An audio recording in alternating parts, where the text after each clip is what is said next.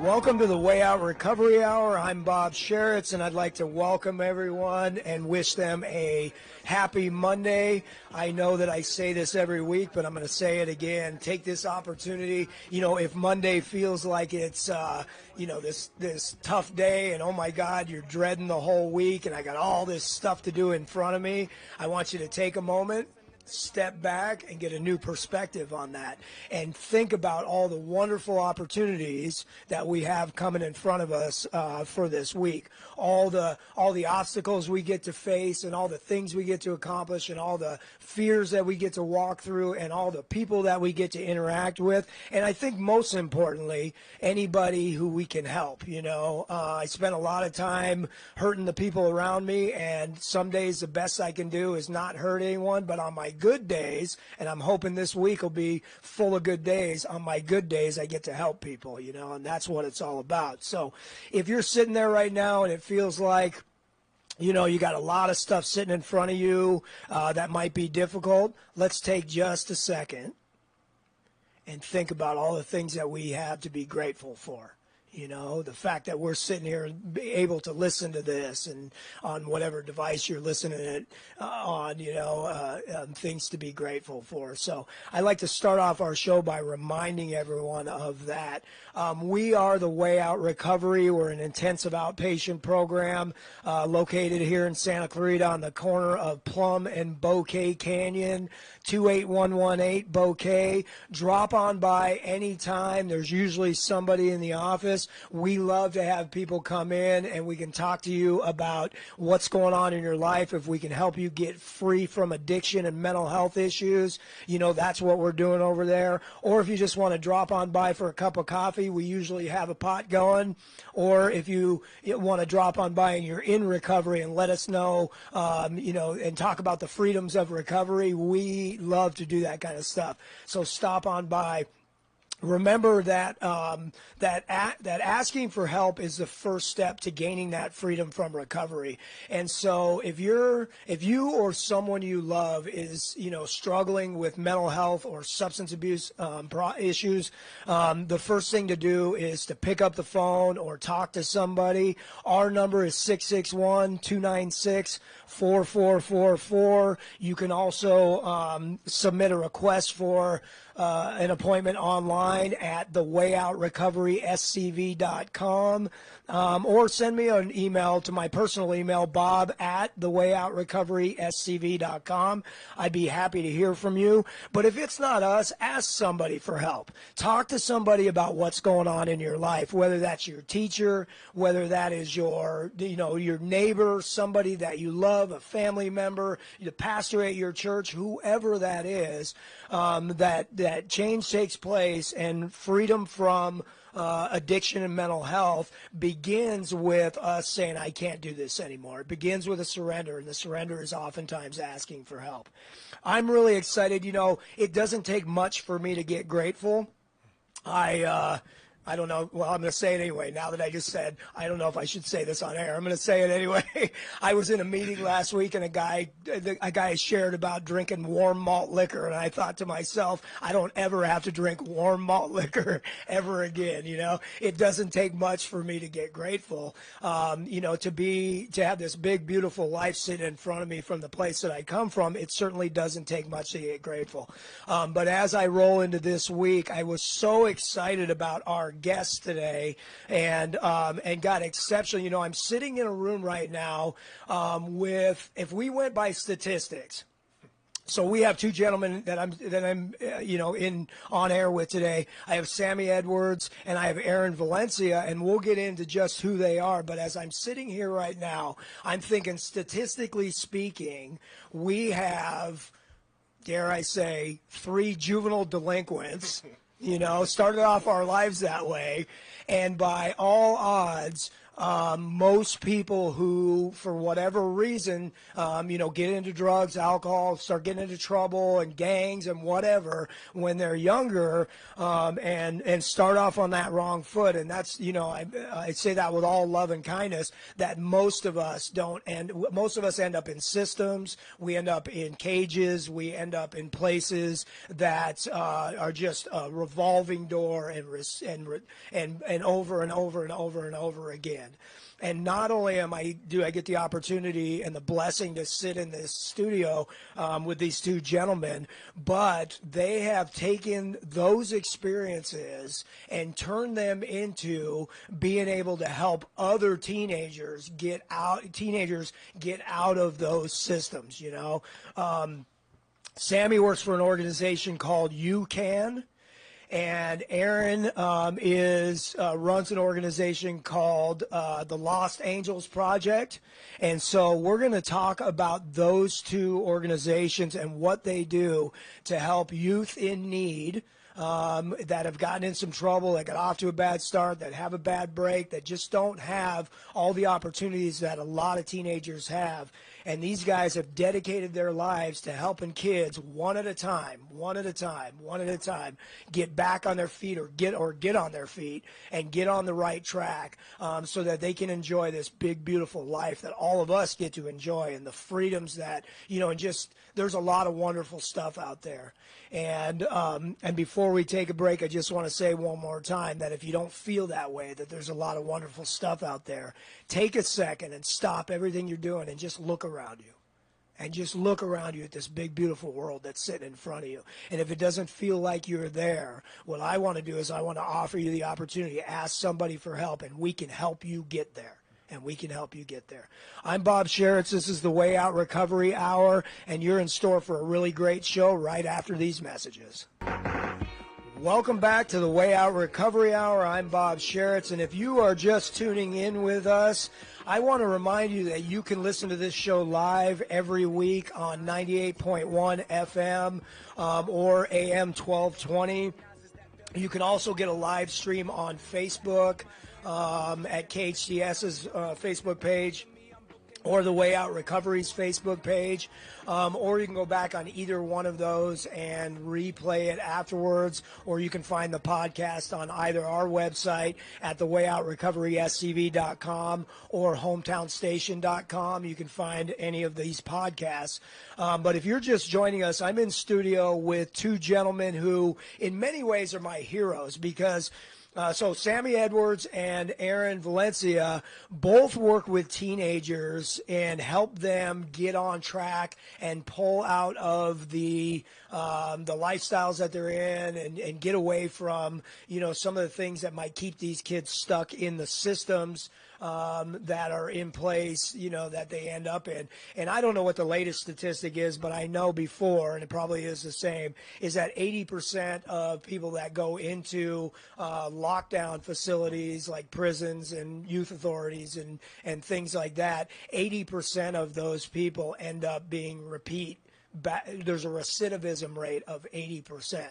And so to help these kids get out of those kind of systems and stay out is a big deal. It's a really, really big deal, because most people can't get out of that system for whatever reason. So, and when I introduce these guys, I introduce them as, guys who have their own experience in, in not necessarily starting off life and on the greatest footing, mental health and drug addiction and juvenile, delinquencies and problems and things like that. And yet they've pulled out of that lifestyle and have this whole brand new freedom. I think I want to start with Sammy.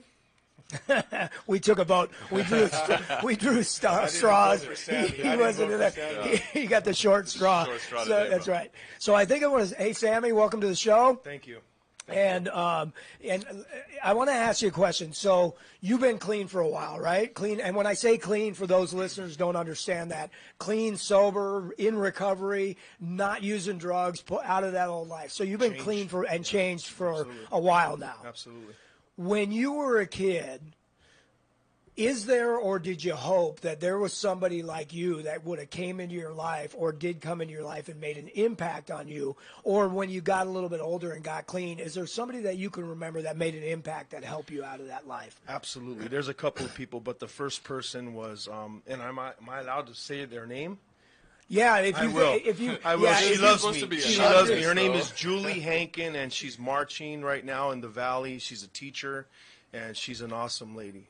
And, Yeah. when you were talking, it brought back memories of me in my 6th grade class, because at 3rd grade I was already violent, and there was just some stuff going on in the home, and of course when stuff goes on in the home, that's going to reflect in the youth's life, and when I got put out of a few schools, I landed in her class, and I don't know what it was about her. She still says that I'm her favorite. So yeah. So yeah.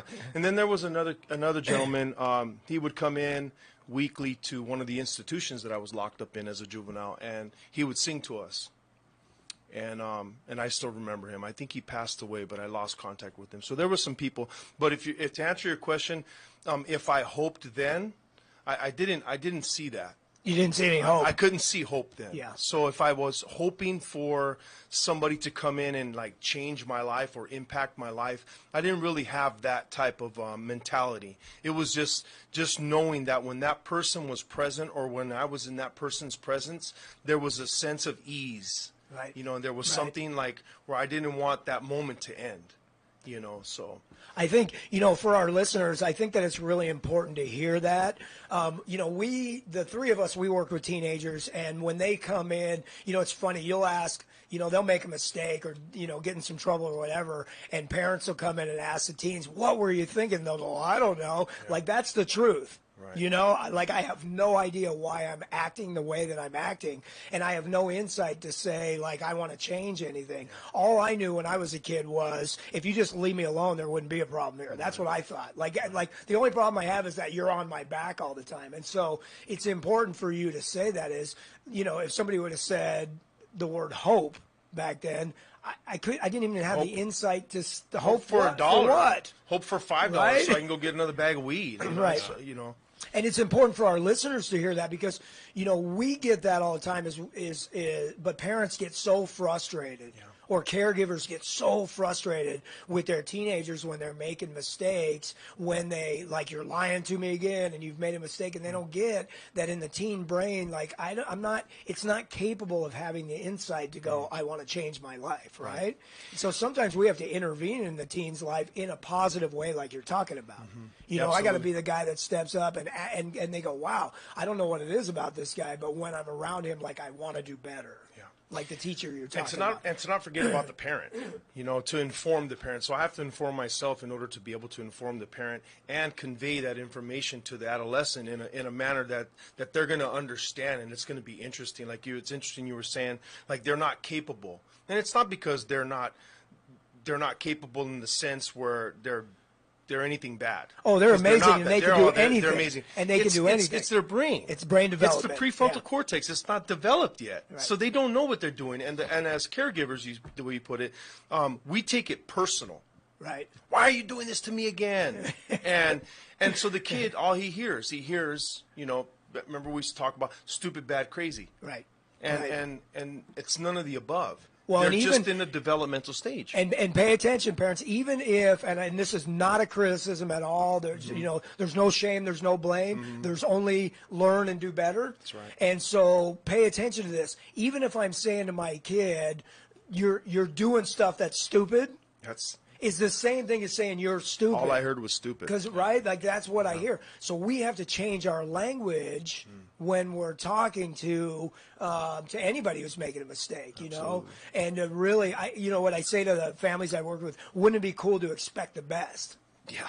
Wouldn't it be cool to just, instead of always going, well, how are they going to screw up now? What are they going to screw up now? To walk in and go, man, that was great that you did that page of homework today. Mm-hmm. What an awesome, you walking through the door is a big deal. Like, just to have that positive outlook, right? So you work for an organization called UCAN. Tell us about that organization. UCAN it stands for United Community Action Network. And what we do, we use We don't use. We tailor to the population that we serve is adolescents at the moment. It started in the early '90s. The founder, Billy Pricer and Deborah Pricer. Deborah changed her name back to Wiley. So Deborah Wiley is currently CEO. So what we do, we provide services such as anger management, drug and alcohol diversion.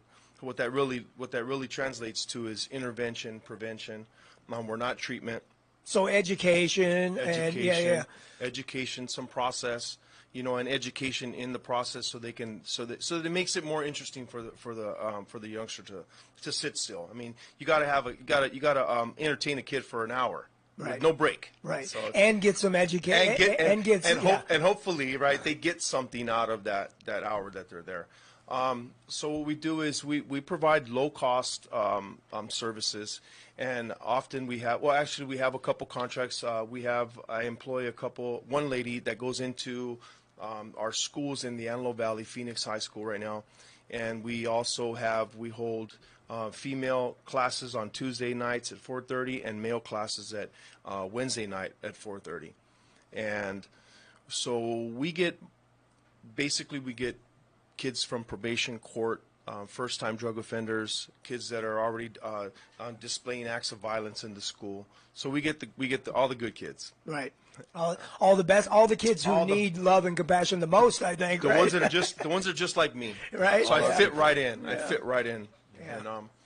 And that's basically what we do. We also provide an environment, a safe environment for the kids to come in and do their community service, because some of the consequences to some of their behaviors and stuff like that, they're given community service in lieu of being put in jail or juvenile hall. Some of the kids have already been in juvenile hall. About 50% of our kids have already been in juvenile hall camp. And so when they come to us, they need some mentorship, and that's what we provide. We provide an environment that's safe for them to just come in and just be themselves. They're not allowed to be under the influence or anything like that, because we have to report that back to the probation officer. So we work with them. I screen some of the kids, because we also have another organization that we work with, which is Los Angeles Children's Project. And if we can provide that over there with us, we probably wouldn't send them over there as much. But there's no other program in the Antelope Valley like LACP. So it's a blessing to have that on board. See how he's trying to defer. He's trying to throw it over to you right No, now. No, we got lots of time. Yeah. So I want to ask you a question, Sammy, because most of the kids that walk through the door, so they're referred by probation, they're referred by schools, they're referred by DCFS. Yeah. So I can imagine that most of the kids that are walking through the door are not, yippee, I'm here, and I get to have some, right? The first lesson when they walk in the door is to learn how to greet somebody, because they don't want to. Right. So from the very first interaction right? with that youngster, usually they're met by Jessie, and she's awesome. Jessie Good, she's our I call her our community service coordinator. Right. Because it's just her and I. She volunteers there. She's awesome. She's also known as the office manager. I'm the program director and the counselor. So it's very, very short-staffed. We serve about 30 kids right now. The first person that the youngster will meet is going to be Jessie. And I'm usually sitting in my office doing something, and I hear the first thing. So I come out and I correct it right away.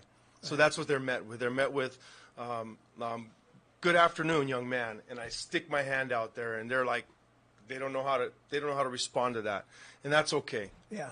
So that's the type of we offer the life skills. So we teach them how to communicate. We teach them how to develop self-esteem.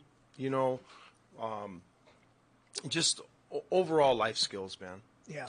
Well, and that's beautiful. A lot of people, they don't get that how much those small interactions make a difference in a person's life. Right. One of the things that I tell our kids is that if you show up every time on time, you'll learn how to show up every time on time. That's right. And that may not seem like a big deal, but that's huge in life. A lot of people can't show up. Yeah. They're always late. They can't make it. They don't know how to greet people. Like the simple things, If you're on right? time, you're late. Right. We've implemented that idea, that concept. If you're on time, you're late. So we used to give them a 10-minute window. But I said, no, don't rob yourself of those 10 minutes. 'Cause Right. if you come in 10 minutes, you're not only robbing yourself of 10 minutes of what you could get from the group or what I may be able to get from you, but you're also, you're robbing the other kids that are in the class. Show up on time. Use the restroom before. So right off the bat, we're teaching them ethics. Right. We're teaching them how to suit up and show up. Yeah. Right. So I'm going to jump over to Aaron. Jump back and forth. Do what He's you like- want. I'm just here. Just grateful to be here. Same question, Aaron. Welcome to the show. Thanks for being here today. Thank you. So you run an organization called the Lost Angels Children's Project, correct? Yes, sir. Tell us what that organization does. I mean, in a nutshell, we're an after-school program out in Lancaster, Palmdale, working in the AV. For kids, mostly the Antelope Valley is #1 in all of LA County for foster care, so the majority of our kids are in the system, coming in and out of foster, bouncing around, working with Sammy, getting students referred from him, coming through probation. And it was something that was started a few years ago that I just wanted to, as you said, we kind of grew up in the struggle. We grew up in, in violence and drug addiction homes and all that good broken home stuff, and I saw after years of being clean and sober that there was something more I could do to give back to younger versions of ourselves. And it was a way to start as a way just to help kids that were living in homeless shelters, and grew into an after-school program teaching kids. I have a business restoring classic cars, doing hot rods and lowriders and custom cars, and I've made a life for myself. I never went to school. It was just all hustle and trying to be a better person. And I saw how I could take some of this and show someone else and see how they could create a life for themselves. So we opened the doors in 3 years ago, January 9th, and we've had lots of kids come through from different areas, different walks of life, and teaching kids how to weld, how to read a tape measure, how to work as a team.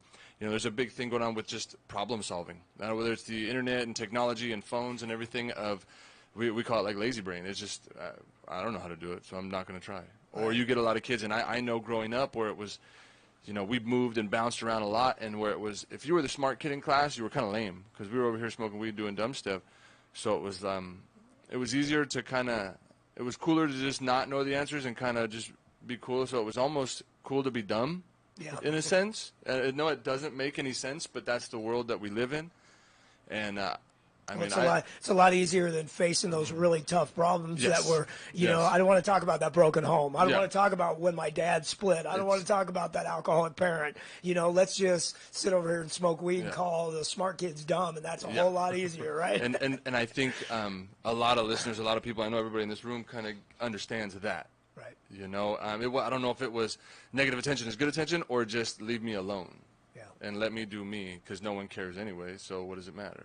Well, no matter what your demographic is, you don't necessarily have to have come from that home right there. But if you're the kind of kid who believes about yourself like I'm never going to do better, or I can never get out of this, whatever it is I'm stuck in. You can be sitting in the biggest house in the middle of Valencia or something, and still feel like I don't fit in, like I'm left out, like all that stuff. And if you feel that way about yourself as a kid, I know what happens is you stop trying. It's easier to fail, and it's easier to and you make a couple of mistakes, and everybody thinks I'm no good anyway. Now understand that that's just what my brain is telling me. It's not the truth, right? That if you're in that spot, there's no point in trying to do better, right? And everybody who feels that can get on board with that, no matter where you come from. No matter what your neighborhood is, no matter what your upbringing is, if you're that kid, those are the kids that are at huge risk for drug addiction, mental health issues, violence, gang involvement, prison life, all of that stuff. Yeah, all of that stuff. And so what you just, teaching kids to not be that right there in terms of cool to be dumb, or cool to be stoned, or cool to be a screw up, right? Like, that's a big deal for you guys to do that. That's huge. I think, and a big thing that we really try and push, that we really try and create as like a core value is, a sense of belonging. Right. You know, we and it's as simple as, you know, we built a little cafeteria in our new facility, and just where everyone sits down and eats together. There's no phones in that room. There's no nothing. Everybody, we all sit down and just razzing each other and just having fun and talking about the day and whatever and just shooting back and forth. But just everyone sits down and eats together, whether it's pizza, a burger, or something, some tamales that we made or something. But it's that sense of belonging that they might not have at home. A lot of our kids are foster. They've been bounced around a lot, broken home, just single mom, whatever, living in a hotel possibly. And that sense of just sitting down at a table with your family or your friends and eating together. You're part of this family. Yeah. And that I think it's not just getting food and go and isolate in your room and be on your phone or whatever. That's just a small part of it. That sense of belonging, I feel, is it's a big part that I think might be lacking, or I know looking back, I think affected me and affected a lot of people. So just you belong to something positive, something that's cool. Well, and no matter what room you sit in recovery, the biggest component to a successful recovery process, and it doesn't matter what room you sit in, the biggest component to a successful recovery process is community. It's community. It's sitting with like-minded folks and feeling and that sense of belonging and all of that. There are many, many, many studies on why people get into gangs. And it's exactly the same reason, is I'm looking for a new family, and these guys support me, they got my back, I'm a part of, all that stuff. Now, it's negative attention, but it's positive attention from the gangs, but it's, you know, it's that same thing, right? Like, we're something against the world or something. Sense of loyalty. Right, and there's all of that stuff that maybe people didn't feel inside of their family of origin. And so that is key component to building successful recovery, and especially at a young age. 100%. Loyalty and stability. I mean, when they know that when they show up to whichever organization, they know that somebody's going to be there, and that's stability. And they know that when they show up there, somebody's there, they're invited in. Right. The door's open for them. So I think stability is, I think, huge. I mean, I don't know how often we can really stress on stability. You know, a lot of kids have been bouncing around, and just that mom's in and out, dad's in and out, and just that always, like Sammy is always there. Yeah. Every time they show up, Sammy's always there. Same mood, same attitude, same smile, same, all right, mijo, I got you, come on inside. Same thing. After a while, that does mean a lot. Well, and that's that is the trait of a successful mentorship that you guys are providing, is that I'm going to be here when you show up. I'm going to be the same guy. No matter what's going on in my personal life, I'm not taking that out on you, you know? Like, it's a piece of the you know, community or unity, right, if you will. It requires, if you're going to be a part of that, it requires a commitment on our part. And that's what our community, that's a key ingredient to community is committing to something that's going to be productive for the next generation, or even for the people that are just present that need that, because, you know, we're lost. So here's a tool for families. You know, if you want to have a relationship with anything, it doesn't matter what it is, your higher power or your family or your finances. If you want to have a relationship with something, you got to spend time within that relationship. You have to spend time. You have to commit to it. You have to dedicate some time to it. So one of the things that I always offer families, and I don't know how many of them follow through. I do know how many because I follow up on it. But what I tell them is, I go, mark on your calendar a time, whether it's 10 minutes or 10 hours. I don't care what it is. Mark on a time on your calendar where, as a family, you're going to spend time together. That's right. Yeah. And put it on your calendar. And when somebody asks you on Thursday nights, can you come to this thing? No, I already have a commitment. It has to be priority. Right? On the calendar, Absolutely. It says a lot. Not only does it say something about the relationship, that I'm committed to this relationship and I'm going to come in here and show up every day, and it's more important than anything else, but it also says a lot to the person that you're in that relationship with. You are more important than anything else that I got going on, right? And there's a lot of byproducts of that, just practicing that. So without that, that's an ingredient, Right. we were talking about. That's an ingredient for somebody like myself, because if without those things, without having learned those things, I wouldn't be able to today practice and teach those things. So I have to practice those things in my life in order to be able to teach those things. So as caregivers, as a caregiver, as a father, I have to continue practicing those things in my life in order to be able to convey those things to my children, in order to be able to conveying those types of values, like being committed to something, stability, balance.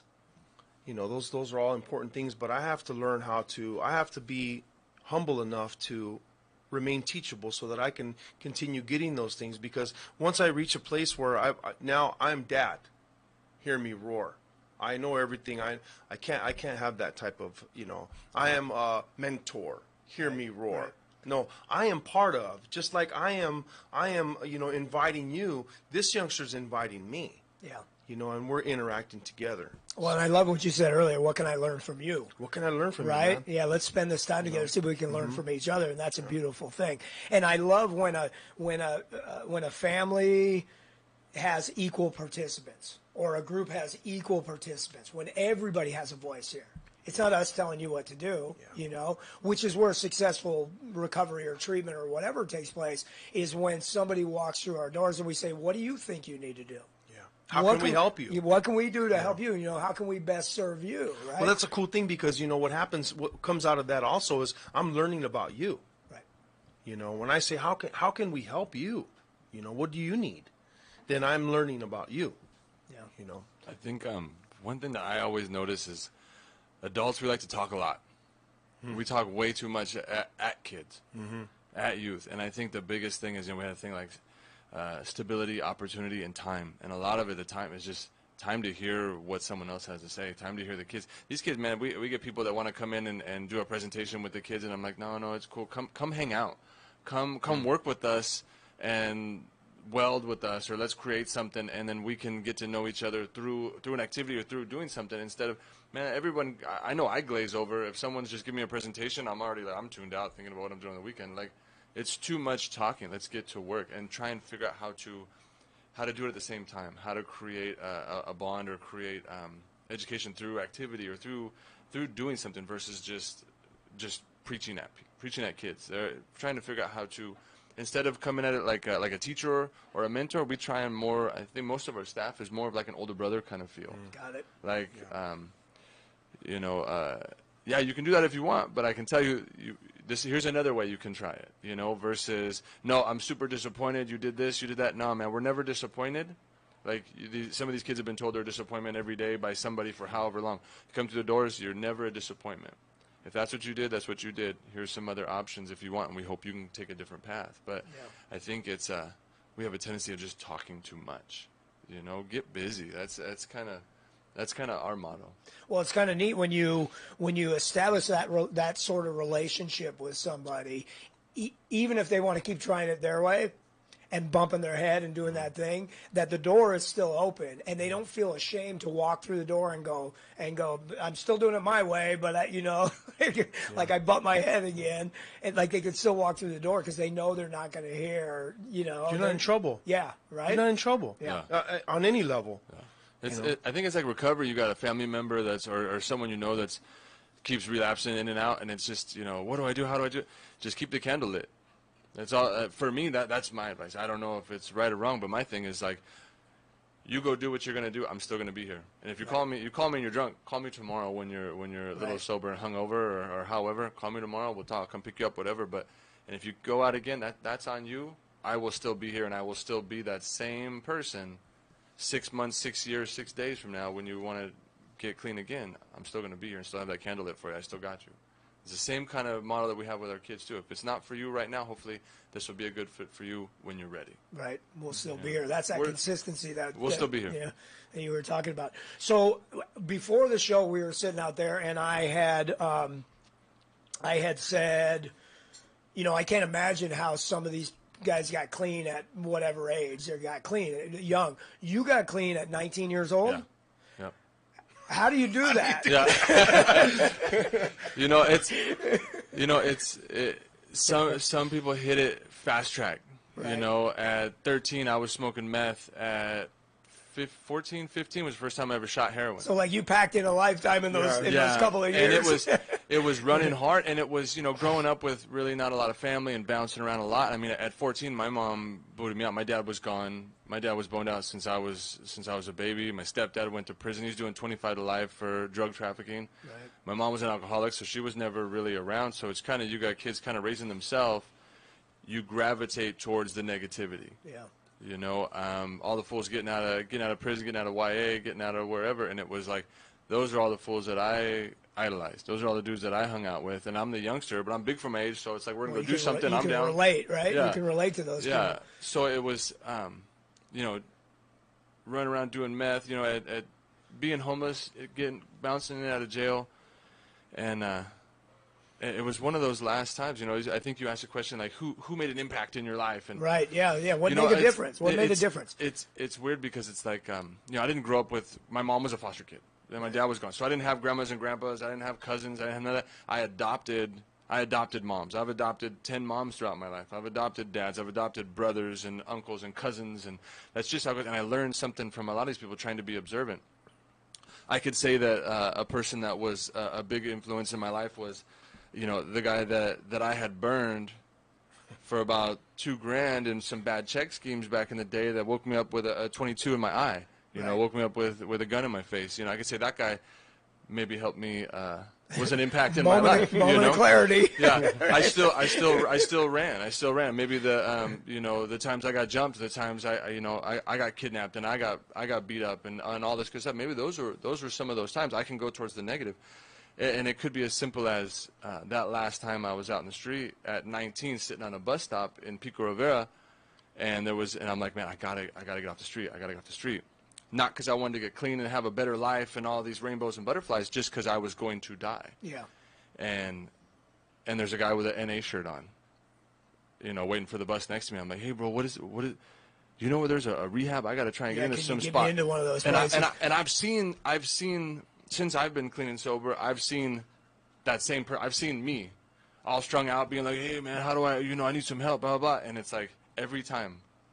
I'll come pick you. I'll help you, whatever. Because that dude, not that he did so much, but he gave me an address and a name to a place called Cider House in the city of Norwalk, and it was actually on Metro State Hospital. Where they filmed that One Flew Over the Cuckoo's Nest. Okay. It's like great movie. So I hooked a ride and I got into this treatment center and I walk in like, yo, I'm here, man. I'm ready to get clean. Let's do this. And they were like, who are you? Man, you can't just walk in here. It doesn't work. This ain't your home. You got to call and make an appointment. I'm like, wait, I got super offended. I'm like, dude, I'm here. Like, I'm going to change my life. And you kick me out. Go down the street, use a payphone, call us and make an appointment. Right. That's what Structure. I did. And, right from the beginning. It's the same thing Sammy's doing when the kid walks through the door and he puts out his hand, welcome, it's great to meet you. It's that same thing, right? Is we have to learn that structure in our lives. And it's important I love that story because a lot of people think like I have to want it to get it and all that stuff. You have to be exposed to it to get it. I don't care what brings you through the door. A 22 in your face, somebody going to kill you, money I owe, the threat of jail, whatever. It doesn't matter what any of that is. Whatever brings you through the door, once you're in the door, you can hear the message. Maybe. You'll be exposed to the message, right?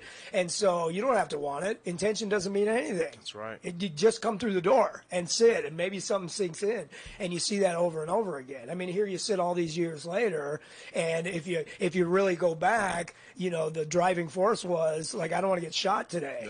Yeah. Yeah. It wasn't to change my life. I didn't think I was going to live this long, honestly. Right. So it's here we are, and what are we doing now? Well, man, I am so blessed and grateful to be sitting in the room with you guys. When we come back, what I want to do is I want to ask the listeners, if you're feeling like you want to support some outstanding organizations, I want to give out you guys' information on those organizations. If somebody wants to go in there and donate or support those organizations, we'll do that when we come back. I'm Bob Sharits. This is the Way Out Recovery Hour. We'll be back in a minute. Welcome back to the Way Out Recovery Hour. I'm Bob Sharits. If you are just joining us, do yourself a favor and go to the KHTS Facebook page, the Way Out Recovery SCV Facebook page. Go to either one of our websites a little later on, the wayoutrrecoveryscv.com or hometownstation.com, and watch the podcast, the last half an hour that we just spent in the studio with these guys. Just incredible information, wonderful stories of not only recovery but redemption and then helping others, you know. And that is, I mean, what a honor and what a pleasure it is to be sitting in the studio with you guys today, man. I'm really grateful. And, you know, we get to be examples today, which is a beautiful thing. If you have been listening to the show and you're thinking, man, these are, you know, we want to help out and keep this thing going, let's get some information out there so that if anybody wants to donate on the website or give in any way that they possibly can. Let's start with UCAN. So you can reach out to us at UCAN AV, or you can also call for more information at area code 661-948-3000. Again, 661-948-3000. And any way you guys would like to help out, that'd be wonderful. Great, great. And then the Los Angeles Children's Project. Yeah, so lostangelschildrensproject.org.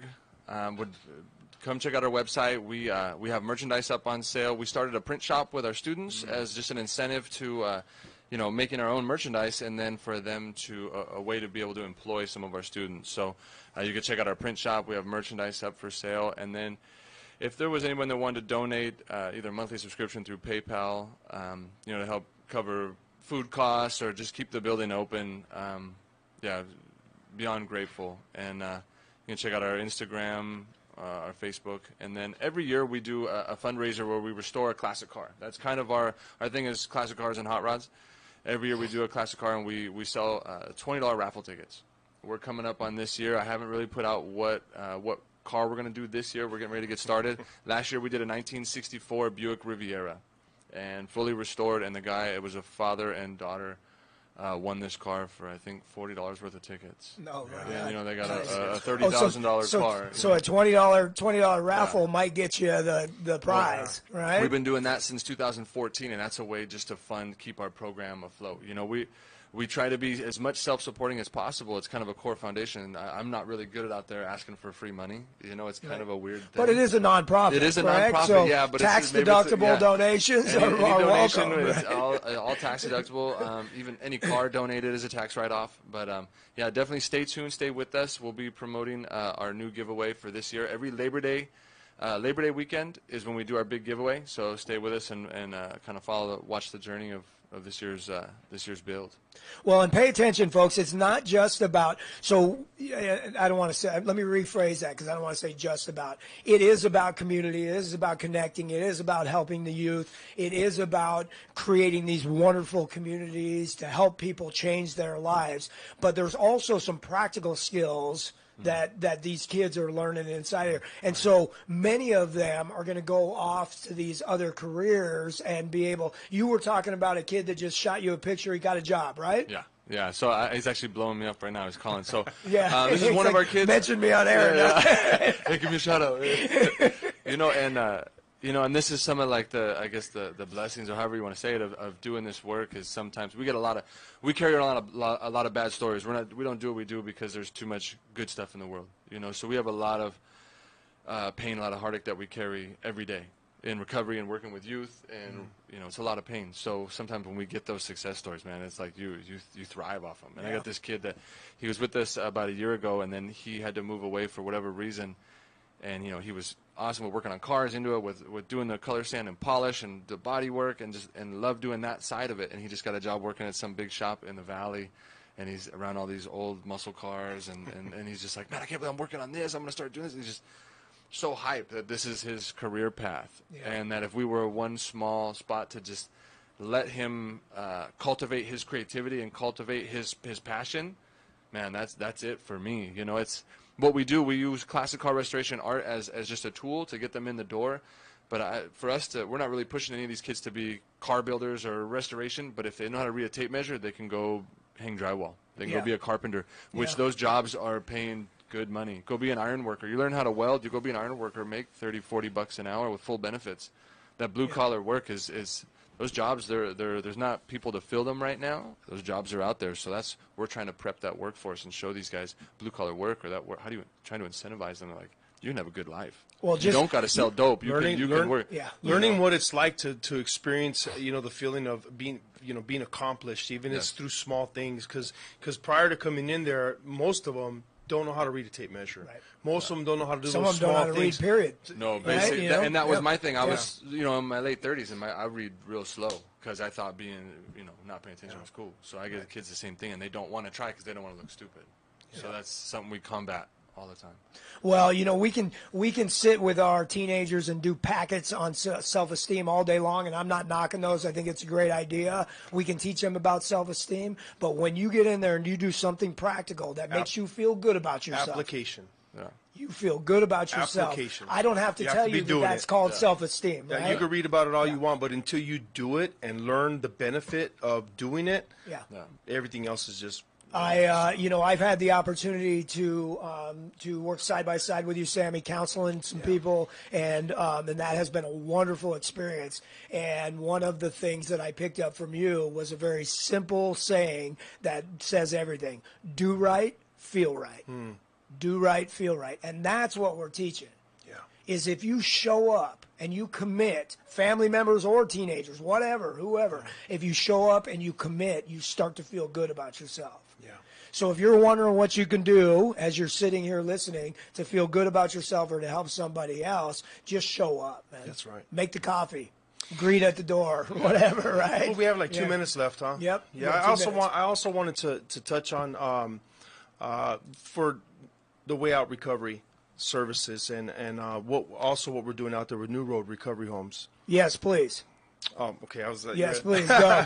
Okay, so New Road Recovery Services is an up and coming RTC residential treatment facility. We're gonna provide services for the Antelope Valley area, but currently we have New Road houses and what we are structured sober living, recovery living environment. You guys have sober living that works. That's what I love about it. I send people there because what you have going on there is structured. They know what they're getting. There's no BS, and and people are staying sober in a conducive environment to that. It's a beautiful thing. So it depends on who you ask. Because we got some new guys in there, and they're really, we have a good group of guys that I get to work with, that I have the honor to work with, and we're all learning together. Yeah. So I bring my experience to the table, and I just see, just be compassionate, man. Just be compassionate. So it's a good thing. So what's your phone number? 661-992-5114. That's New Road Recovery House. One more time. 661-992-5114. Ask for Sammy. I got to take this right up to the limit right now because Shane loves me to do that. Thank you, Sammy Edwards, for being on the show. Thank you, Aaron Valencia. Yes, sir. Man, same as the city right here. All right, Aaron Valencia, Sammy Edwards. What a pleasure. What an honor. Thank you very much for sharing your experience today. The Way Out Recovery Hour. We'll see you next week.